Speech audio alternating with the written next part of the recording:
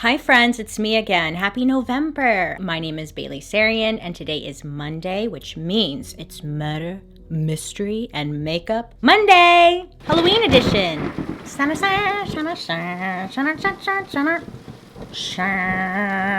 Yeah, theme song still going strong. So technically I know it's not Halloween anymore. It was on Saturday, but it's okay.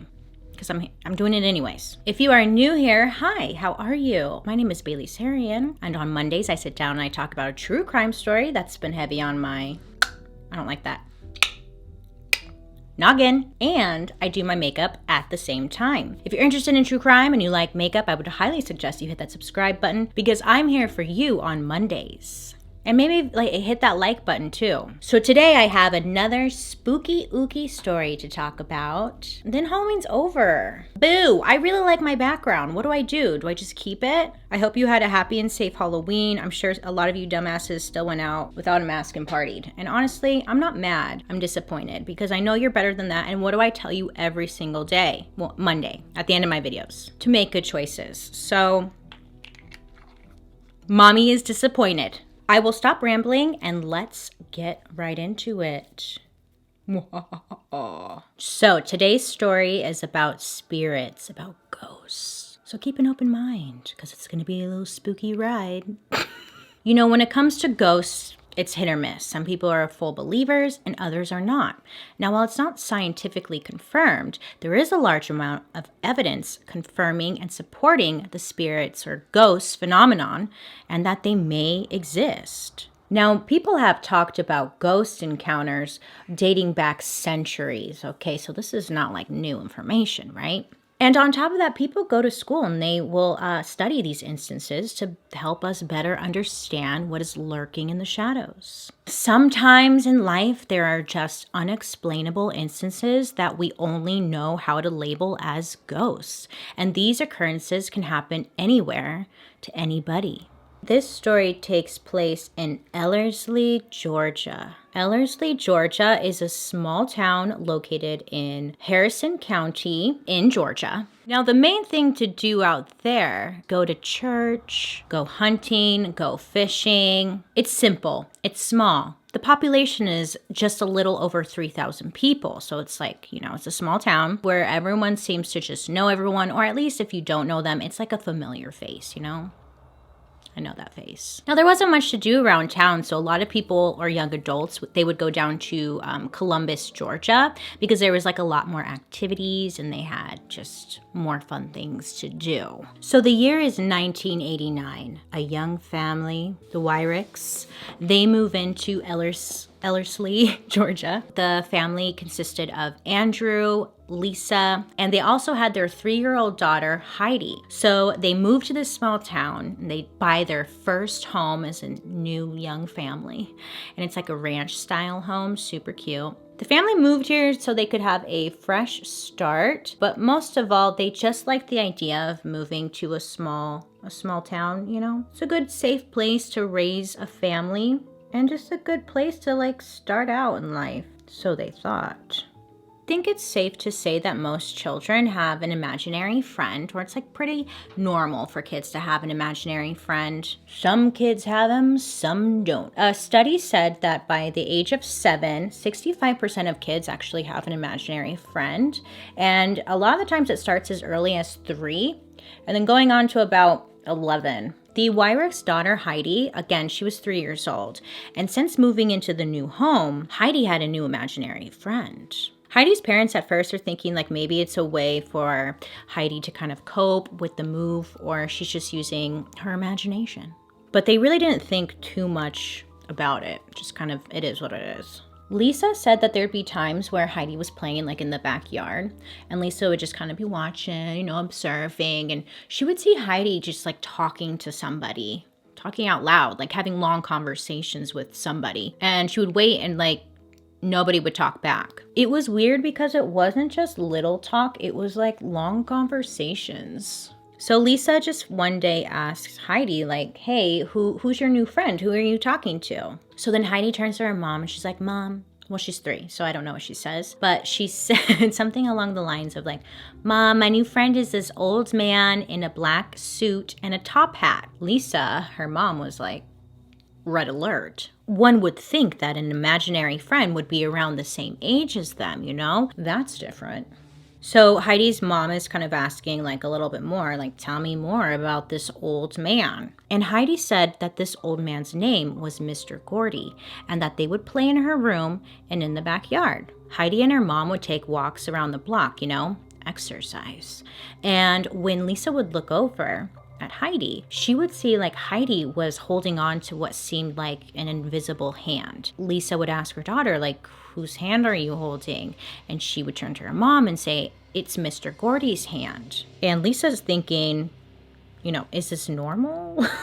Heidi would say that she would meet her new friend out by the swing set and they would talk most of the days. And Mr. Gordy, whoever this person was, seemed to be around a lot. This new friend of Heidi's also told her that there was money buried somewhere in the backyard.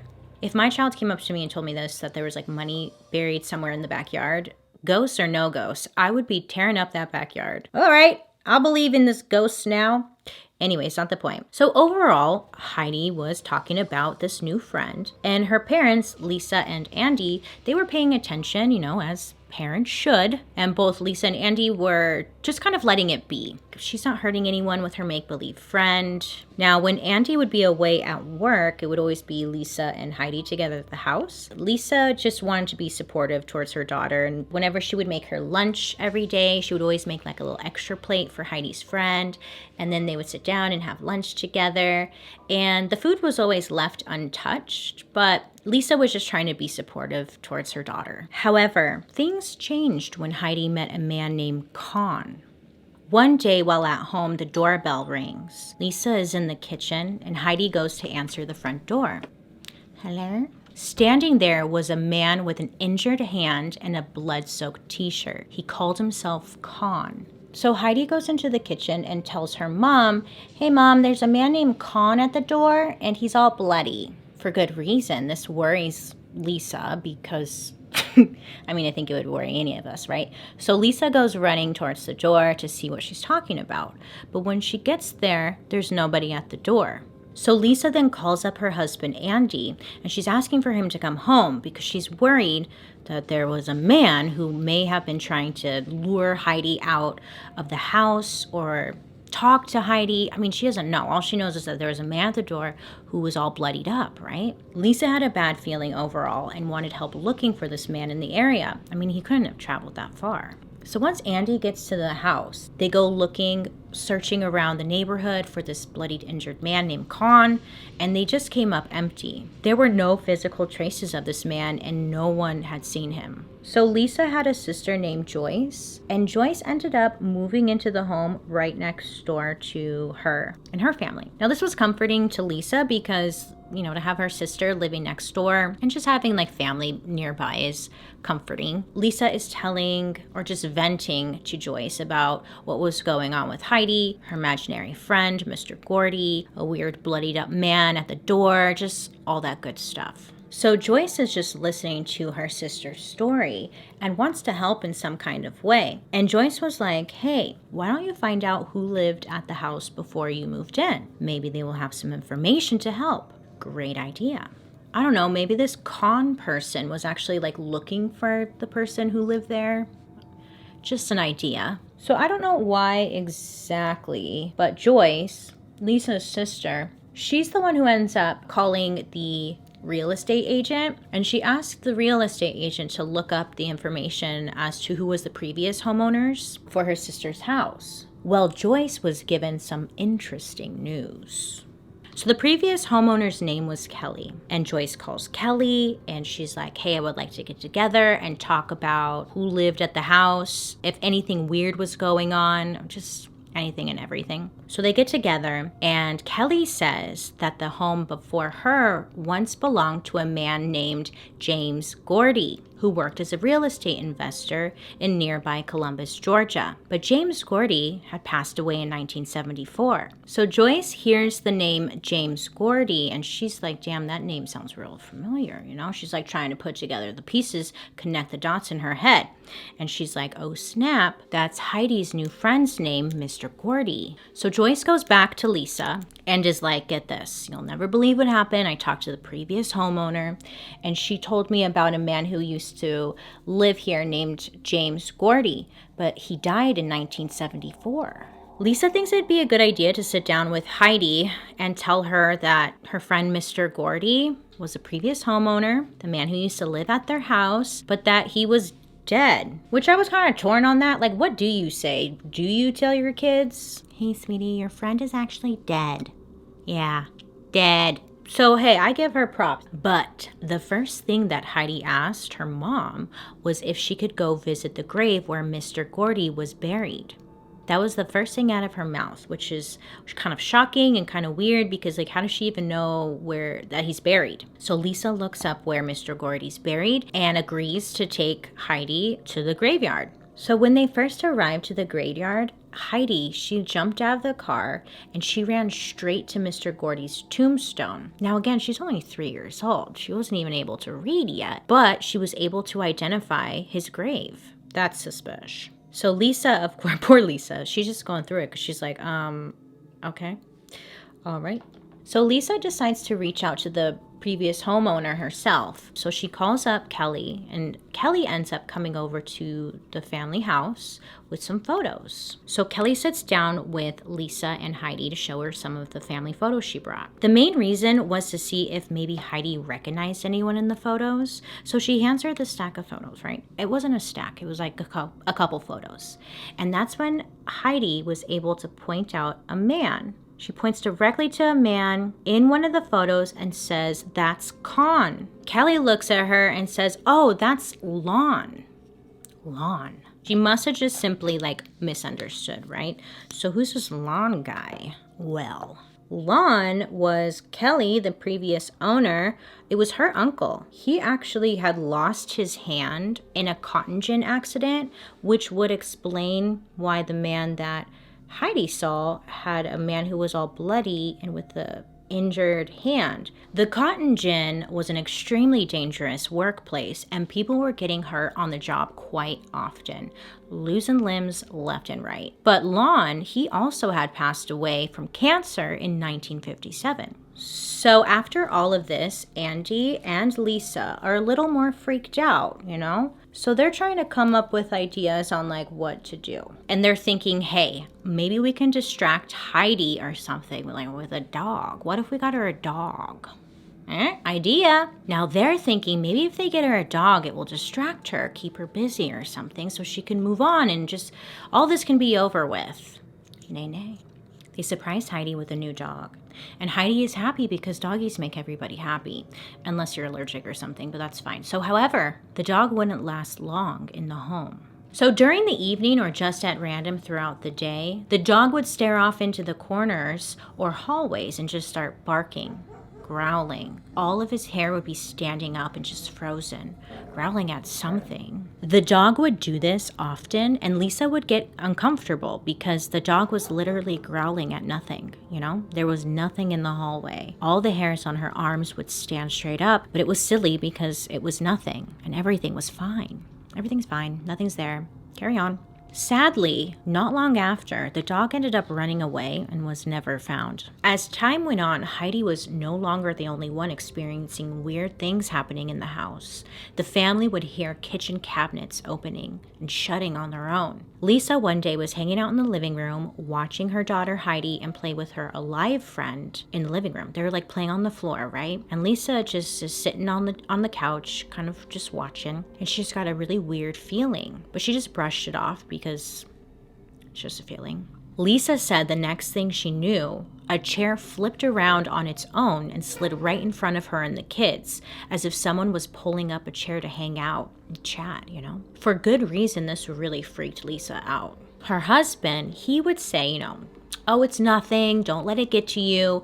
Not because he didn't believe her or anything. It was just more like he didn't really have an answer as to what was going on. So let's not all freak out. Late at night, Lisa and Andy, they're getting ready to go to bed. Go Mimis. Andy, as soon as he laid down, he knocked out, sleeping like a baby, because that's what guys do best. They literally go to bed. They lay down and they go to bed. They fall asleep in seconds.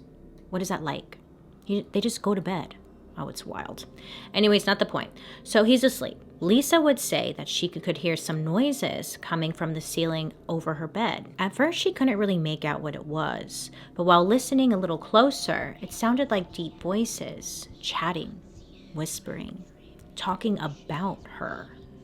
So Lisa could hear these voices, this whispering, speaking her name. The family at this time, they just started attending a new church, and when Lisa asked the pastor about ghosts, because she was just curious, her pastor told her that ghosts were not real, but demons did exist. Now she's fully believing it was actually demons above her bed, whispering at night. Now this would happen night after night and would constantly keep Lisa up late at night scared. It was impossible for Lisa to sleep peacefully when you potentially have demons chatting above your head, keep it down, demons.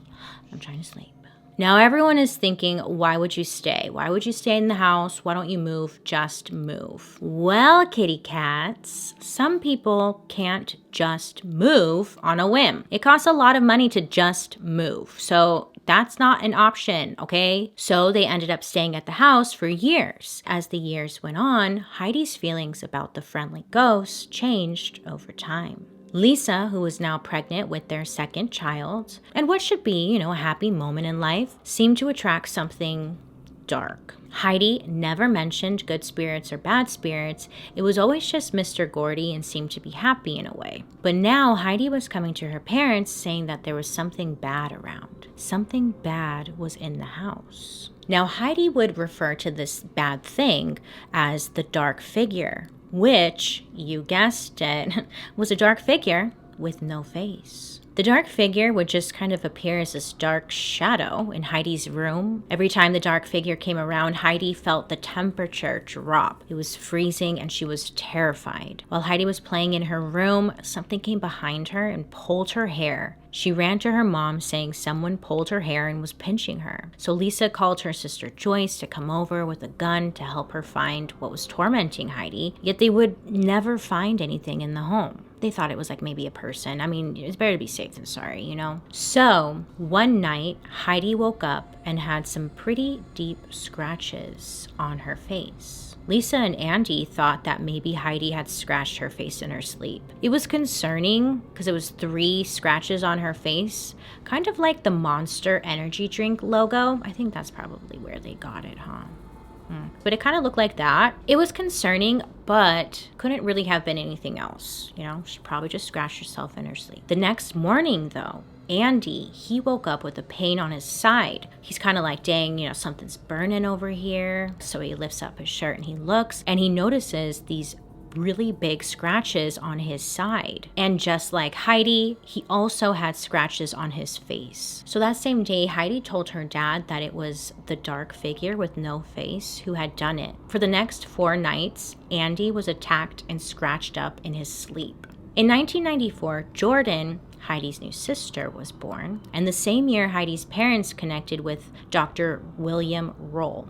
Now, Dr. Roll, he was a parapsychologist. Lisa and Andy gave the doctor the whole rundown as to what was happening in the home. They told him about Mr. Gordy and how that was Heidi's main friend that seemed to always be around. Dr. Roll showed up with photos of random people and also a photo of Mr. Gordy that he was able to find. So he brings this to the house to meet with Heidi. Dr. Roll, he gave Heidi a bunch of photos to go through, and right away she was able to pick the one out that had a photo of Mr. Gordy on it, and she identified the man as her friend. He thought that maybe Heidi was just hallucinating and that nothing was really going on in the home. However, Dr. Roll could never explain the scratches that the family was receiving. That was that. She's hallucinating and be gone. Heidi continued to see Mr. Gordy almost every day until she was 8 years old. She believed that Mr. Gordy was sent as a guardian angel to prepare her for her life and all the paranormal activity she would face in the future. The media soon caught wind of what was going on in the Wyrick family's home. right? And everything that they were experiencing. A reporter went to their house one day to ask the family some questions and further investigate for his story. So the reporter drives out to their home. When he gets there, he said that he just felt a wave of bad, just yuck. But he couldn't tell you what it was other than a feeling. The reporter ended up just getting back into his car and leaving before even trying to get a story. He was that creeped out. People started talking. It's a small town, and everyone all of a sudden knew about Heidi and her ghostly experiences, and it began to take a toll on her. She wanted to know why this was happening to her, seeing all these ghosts, and now she's getting all this attention and doubts from the community around her. I'm sure for a child that was just probably a lot. Lisa and her sister Joyce, they're just trying to connect the dots and maybe figure out, why is this happening to just Heidi? Now they came to the conclusion that it must be something within their family. Lisa and Joyce were remembering their childhood and how their own mother would see spirits and hear voices. At that time, their mom's stories really never fazed them. They just thought like, Mom and her crazy stories, like she's so embarrassing, Mom, shut up, as kids do. But now with new eyes, they were looking back on those stories like, okay, maybe Mom wasn't making anything up. Maybe she was actually seeing these spirits. Lisa and Joyce were now believing that maybe this just runs in their family. And it's not scary, but some kind of special gift. So after they had this little chat, both Lisa and Joyce said they began experiencing more paranormal activity. So Jordan, Heidi's younger sister, at around 3 years old, the same time that Heidi was when she began seeing stuff, Jordan was also seeing things as well. Lisa found Jordan in her room having a full conversation with someone. So Lisa asked, "Who are you talking to?" And Jordan just told her that she was playing with a new friend who was a little girl. Heidi also came up to her mom and mentioned that she was playing with a little girl, but it was a good spirit. She didn't feel any negativity around it. That's when the family decided to call Dr. Roll again and have him come out. This time when he came out, for some reason that I'm not sure, he believed that Heidi may have been psychic and that she probably had extrasensory perception, or ESP, also called the sixth sense. I see dead people.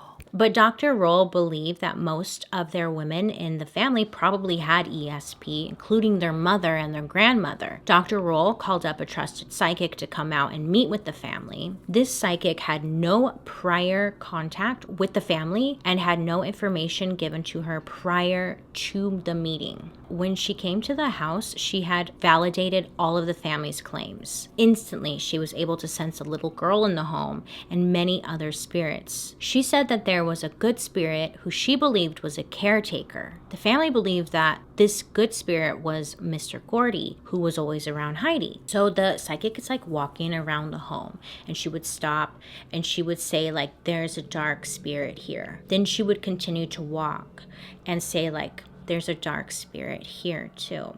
And she did that 3 times. The psychic said that these 3 spirits were bad. She was getting all the bad feelings. One of the dark spirits the psychic was seeing had no face and liked to linger around Heidi. The family was then left with this information like, "Okay, thanks for coming by.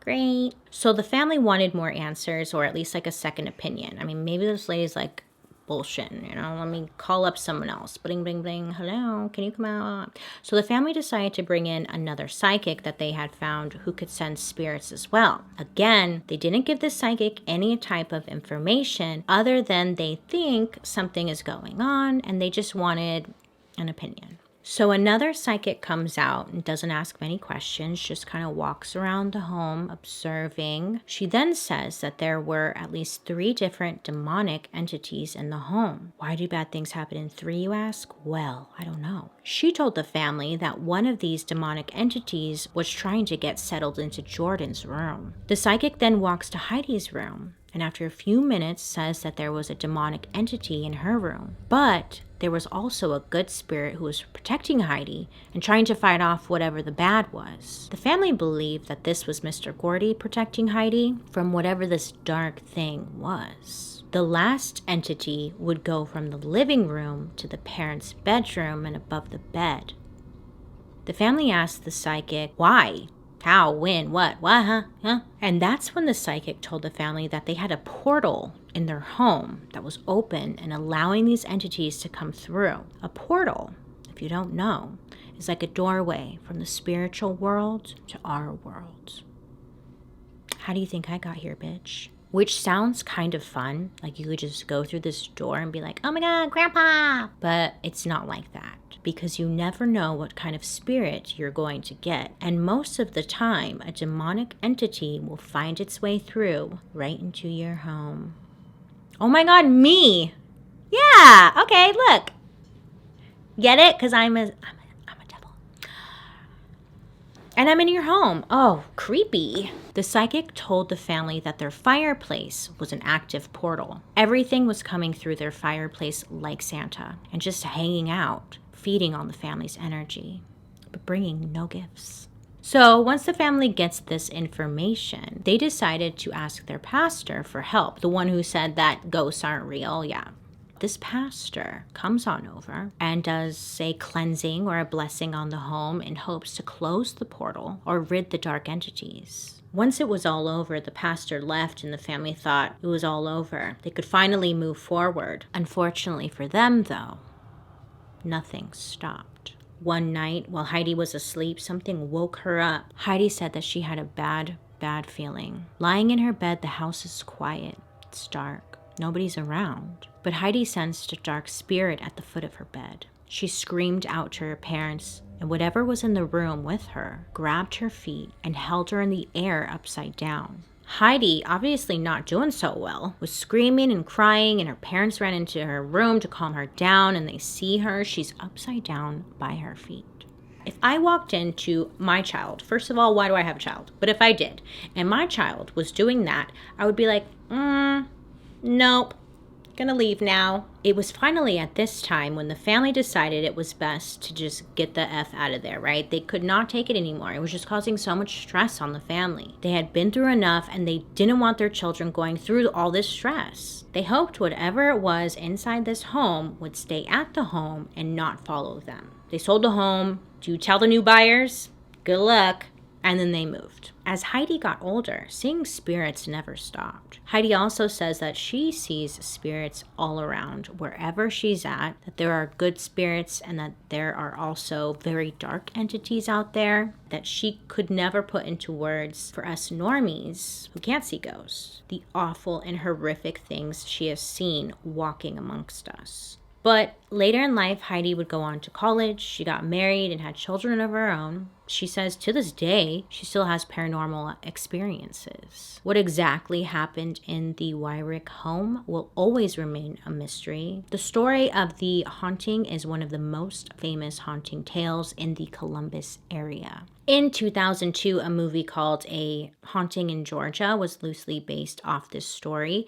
And then in 2013, another movie called The Haunting in Connecticut 2, Ghosts of Georgia, was also based off of this story. And that, my friends, is a story about the Wyrick family and all of the weird, strange experiences they had experienced. That's a lot of experience. Do you believe in ghosts or demonic entities? Let me know down below. This is so fun. I need a pointer in my videos. I'm having a blast. Do you believe in ghosts?